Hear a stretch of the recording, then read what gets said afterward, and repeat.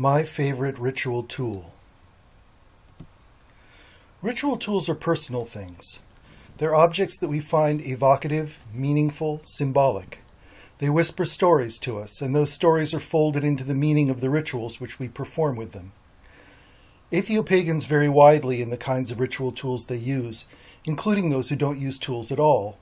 The use of tools in rituals, typically ritual knives or athames, wands, patens or pentacles, chalices and incense burners, and so forth, is one of the threads of Western occultism that was woven into the fabric of neo-paganism as it arose in the mid-20th century, and it persists today in most of the Wicca-style pagan traditions. I use tools in most of my rituals. It doesn't matter whether I actually use all of them. Laying out items that have symbolic significance to me and a focus for my ritual lends psychological power to the work. And there is something lovely about having beautiful, meaningful objects with which I carry out my religious observances. Over the decades, I have collected or made a pleasing collection of these tools. An obsidian-bladed knife with an oaken hilt made from a branch I found in my favorite state park, which fits my hand perfectly. The rest of the branch is still embedded in the earth atop a rise in that park.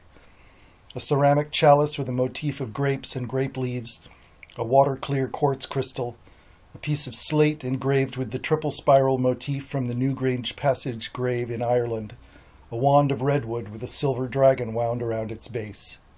That sort of thing. But of all of my tools, one is most precious to me because it tells the most amazing story of all, the story of human evolution. It is an Acheulean hand axe, a quartzite stone tool typically found associated with the remains of Homo erectus.